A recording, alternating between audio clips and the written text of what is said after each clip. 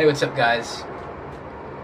So in today's video, I want to go ahead and actually just give you guys a piece of my life, some experiences that I've had, because one of my goals for this channel, and one I probably haven't been doing very well, is to be very transparent about who I am and about my life, because I think that adds a lot of credibility and a lot of authenticity and a lot of integrity to somebody when they're willing to offer a piece of themselves, you know, especially when somebody's giving advice about life or about experiences.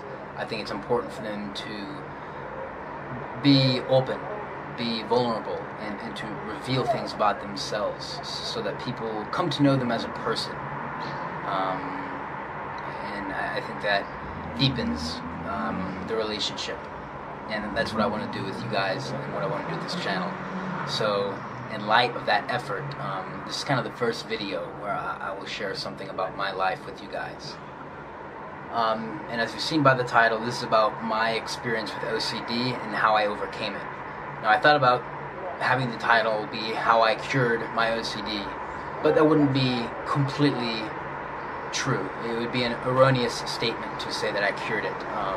It still fights with me. It still rears its ugly head at times. I still have OCD tendencies, and it will be with me for the rest of my life. It's not a part of me, but it is certainly something that I've experienced. Okay, I don't identify with it, but there's no going around it.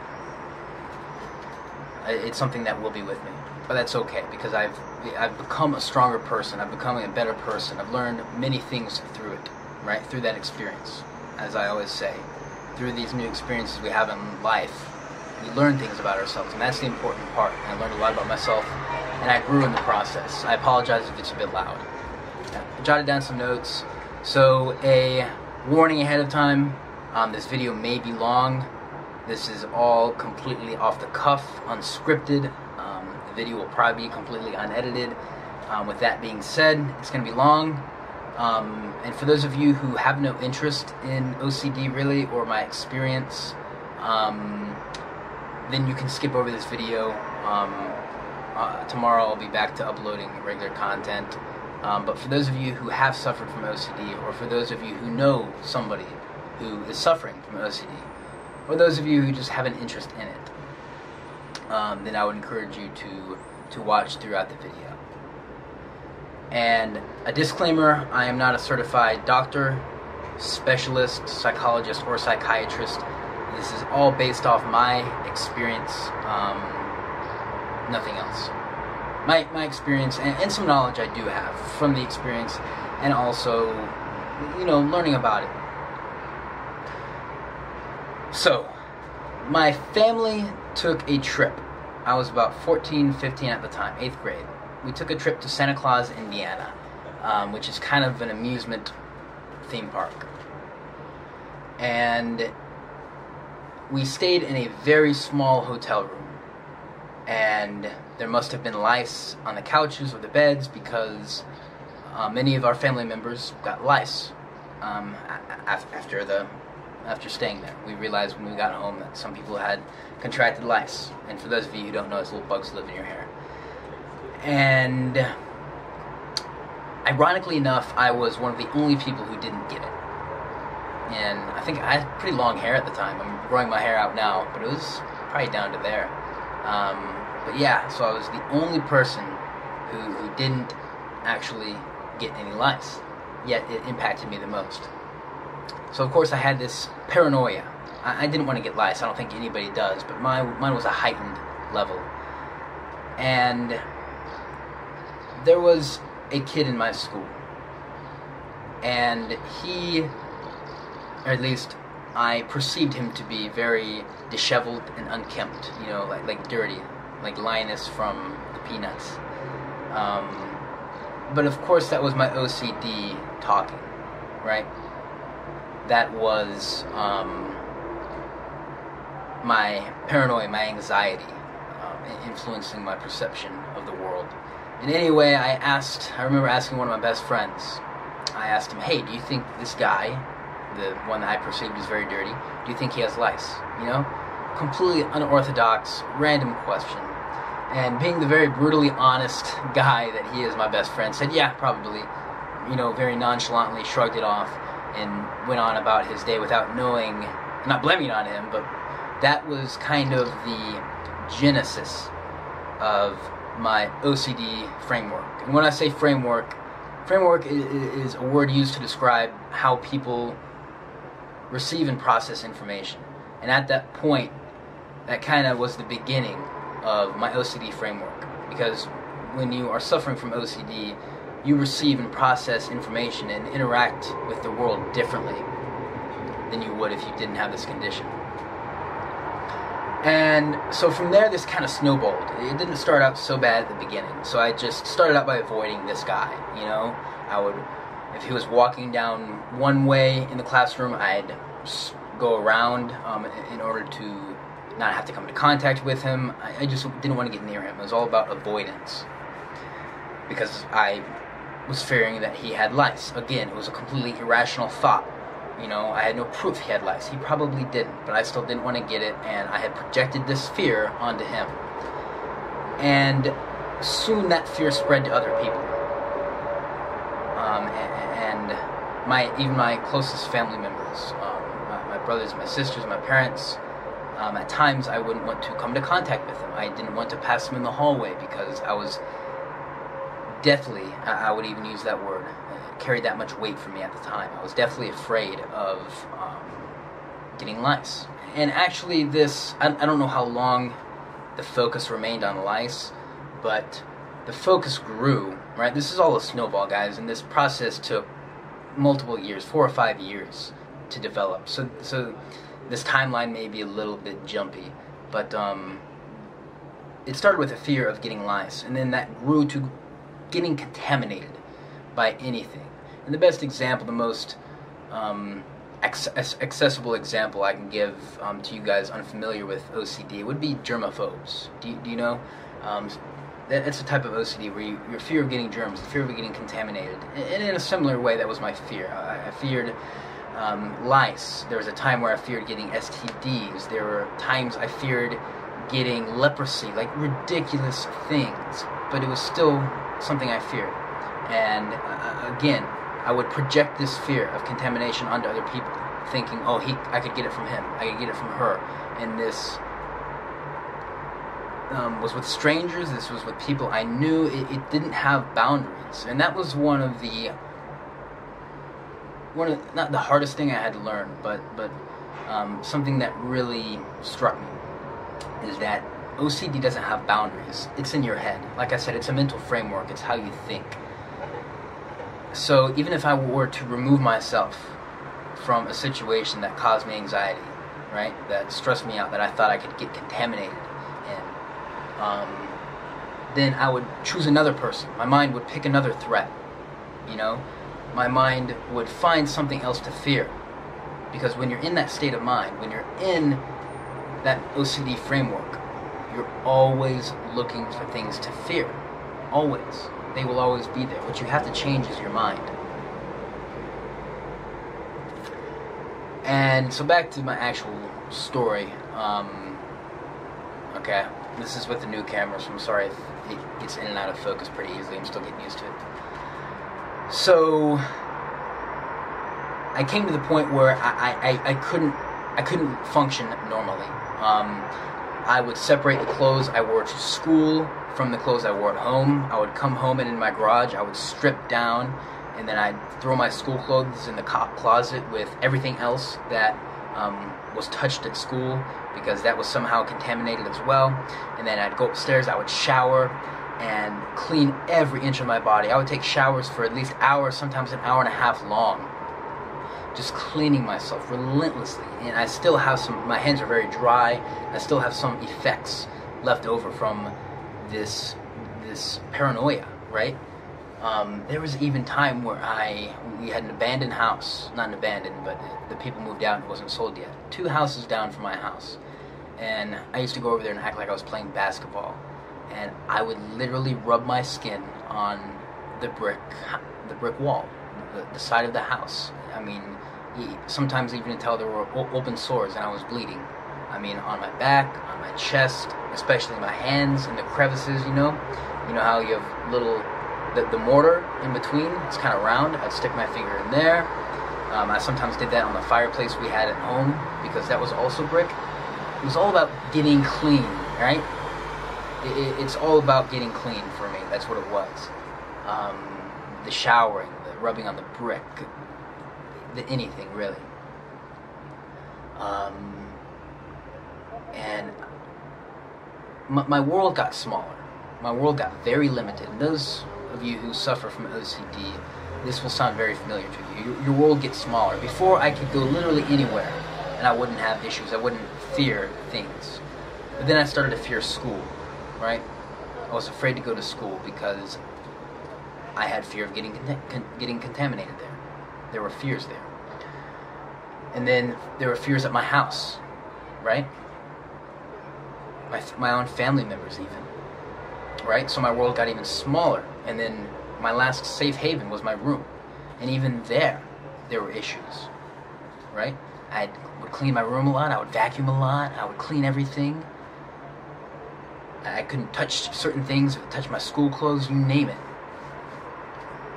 And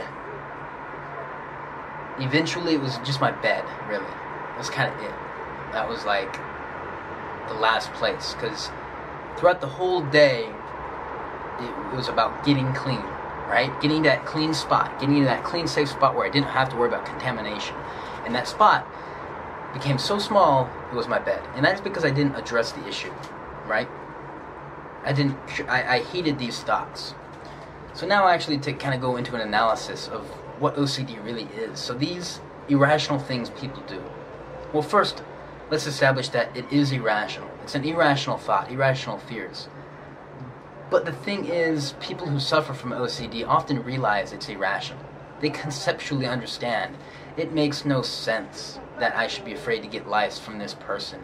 Or I once had fears of eating out at fast food restaurants and contracting an STD from the food, right? Ridiculous things. Conceptually, I knew it was ridiculous. I understood it. But I still was operating through that OCD mental framework. So I still had the fear. The fear was realistic. An example, I'm not going to compare these two conditions because they are light years apart. Both have their difficulties. Both have their unique cases. But it'd be like telling a person suffering from PTSD, post-traumatic stress disorder, when they have flashbacks about whatever traumatic incident they had experienced in their past. It's like telling them that, those flashbacks aren't real. That happened in your past. You're just hallucinating.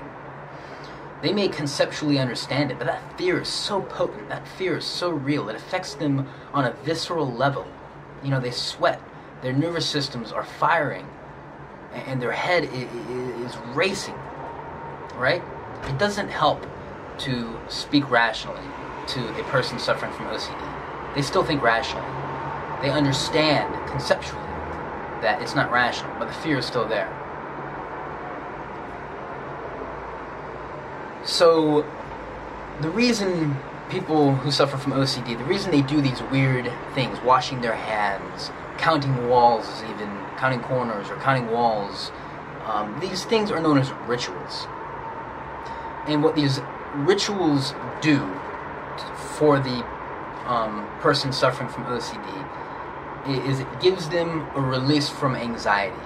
For whatever reason, they are convinced. Sorry, this doesn't focus. Okay. For whatever reason, they're convinced that if they perform these rituals, then that perceived threat they had will be eradicated. So, for instance, I apologize. This is really having trouble focusing. So, for instance, for me, my fear was contamination, and my rituals to get rid of that fear was to wash my hands, was to take long showers, was to rub my skin on bricks, to get whatever contaminated thing on my body off. And after it, I felt good, right? But it's kind of an addiction. You're feeding a type of addiction because it's not the solution, right? You're just giving in to those fears. You're being an enabler.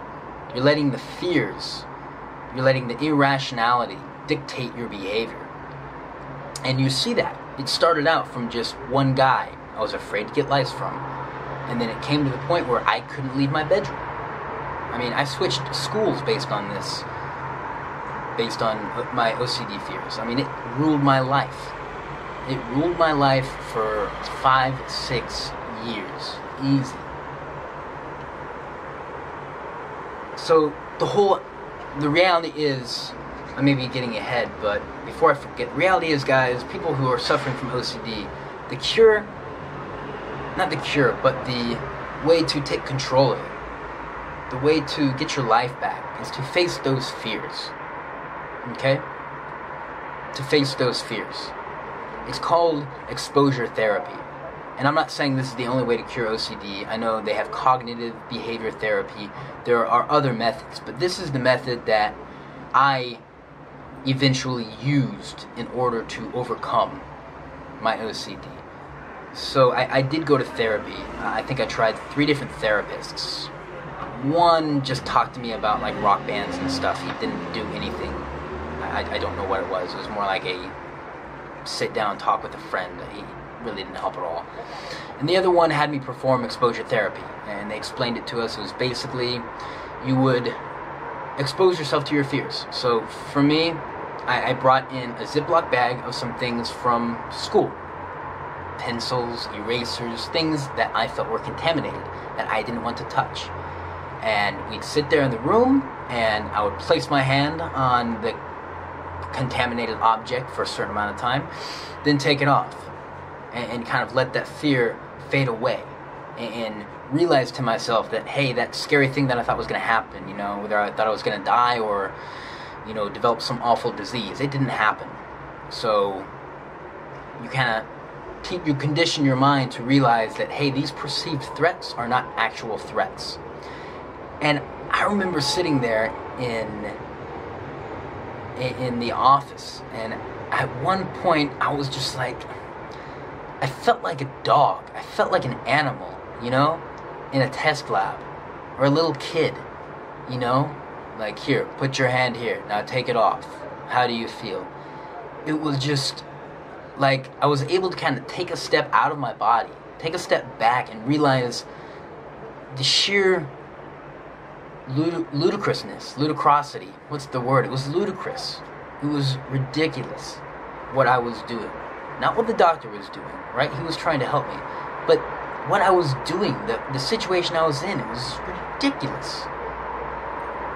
And that was kind of my middle finger attitude to OCD. It wasn't an epiphany. It was just kind of that, I'm going to take my life back. The kind of, you've taken enough from me. OCD has taken enough from me. And in reality, I had taken enough from myself. We can talk about fighting OCD all day, but OCD is a part of us, okay? It's something that we suffer from. It's something that we enable, okay? And the more we adhere to it, the more we perform the rituals, the more weight we give it, the more power we give it in our life. And at that point, I was done. I had given it enough power over my life. And I decided to confront it. And it pretty much fell away, right? In the light of that situation, the fears I had more or less fell away. Don't get me wrong, I still struggled very much with the OCD, but I made rapid improvement after that moment.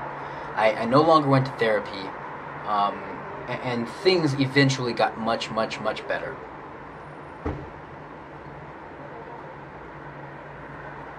But the OCD followed. It did. To other areas. I developed driving OCD. It's called hit and run OCD, and it's essentially the fear. Again, you're going to laugh. It's the fear that when you drive, that you're going to hit somebody. Even if there's nobody on the road, even if you can see, you're still afraid you're going to hit somebody. And I used to drive with my seat forward and high. As forward as it can go and as high as it could go. So I was literally like an old granny at the wheel, looking left and right, and driving like 10 miles below the speed limit. I remember my friends, when we used to drive to school, they used to honk at me because it'd be like a 25-mile-per-hour speed zone, and I'd be going like 10 miles an hour. I was terrified. I didn't want to drive. There was a time where I stopped driving, right? I don't think it was long, maybe a week or two, but I was done. It was hell. It was hell. Literally scared to death. And again, my world got smaller. And so to kind of give you guys an idea of what this looked like, so the fear for me, again, the irrational fear was I'm going to hit somebody while driving. And the ritual I used to not suppress, but to, what's the word? Not placate. To find solace, to placate that fear. To kind of escape from that fear. I would, if I thought I hit somebody, I would pull over and I would get out and see if I had hit anybody. Or if I couldn't get out of the car, I would drive back around to that spot that I thought I had hit somebody and look on the road. Right? So basically double checking to make sure. But every time I did this, it got worse.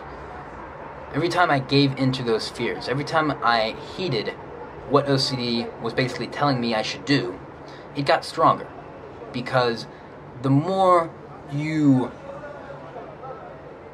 treat OCD like it's reality, because you know it's not, but the more you treat it like it is, the more it becomes your reality. Right? People who suffer from OCD kind of live in a separate world. They perceive the world in their own way, right? Like I said before, their own mental framework. They receive information differently, they process information differently, and they behave differently. And the way I overcame it was to stop listening to my OCD, was to stop giving it weight or power in my life, was basically to stop seeing it as reality. And I'm proud to say, I think this is the first time I'm saying this, but I'm proud of myself, that I was able to... Wait, did I go to anybody for the driving OCD? I actually think I did. At one point, I think I told my dad, it's too much, I can't do this anymore, I need to go see somebody. I did. I went to go see somebody twice or 3 times. I had about 3 sessions.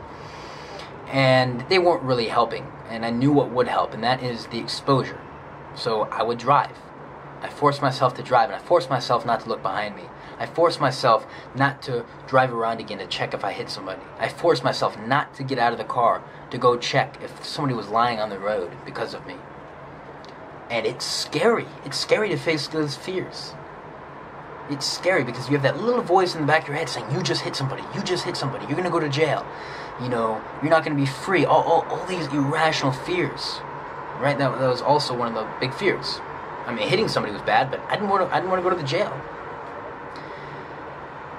And it was scary to face those fears. It really was. But you know what's even more scary is the idea that we're never going to get out of OCD, that we're going to be with it for the rest of our lives. That is a bigger fear. That is so much scarier than facing those fears. Is realizing that we could be suppressed, oppressed, and depressed for the rest of our lives because of this mental condition. So in short, the way I overcame ACD, the way I overcame and continue to overcome OCD, because it's still something I have struggled with and still fight with, the way I overcame it is to face the fears. Is to not let them have power over me or my life. And basically the middle finger attitude, what I called it before. That's basically the best way I can put it. The timer is blinking. I think the time limit on here for recording is a half hour, so that means this video is really long. If you're still watching to this point, I can't tell you how much I appreciate it. And I hope this offers insight, inspiration, challenge for you. I don't know what it's going to do for you. But if you guys are suffering from OCD, just take a second, take a step back, and ask yourself if you really want to suffer from this for the rest of your life. Because it's possible. It will not leave unless you tell it to, unless you decide to take action against it. And it's going to be scary as hell. It's going to be one of the scariest things you ever do. But it's also going to be one of the best things you ever do. One of the most freeing things you ever do. Right?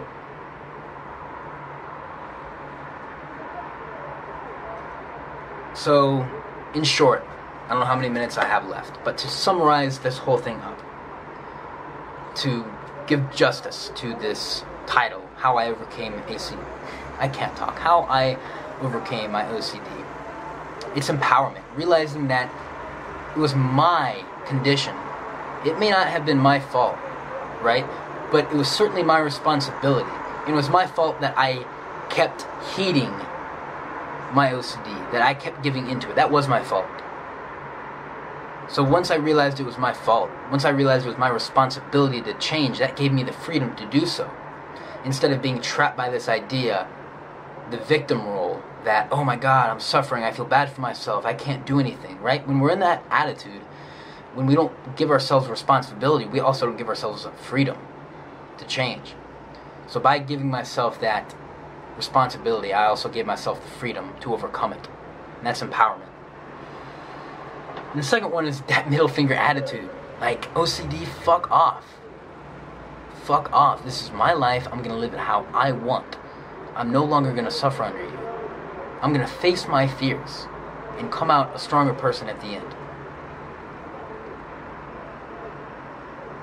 And I have meditation written down here.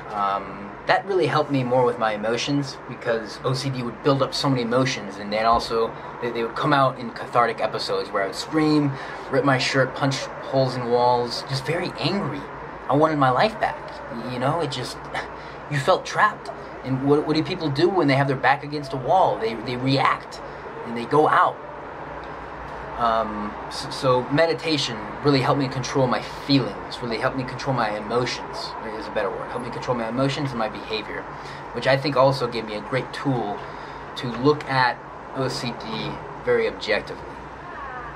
And the last one, guys, I have written down is, it's going to be scary, but do it anyway. It will be scary. It was scary for me, it's scary for everybody. But we have to do it anyway. You have to take that control, take that responsibility, and take that freedom to take your life back, to live life how you want, be happy again, right?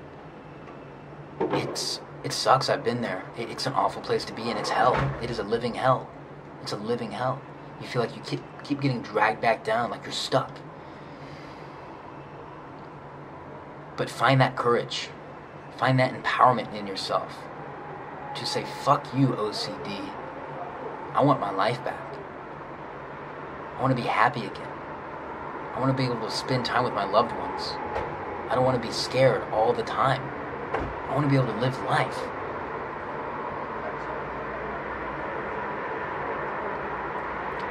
So I hope this offers some perspective to you guys. It's a long road, but it's well worth it.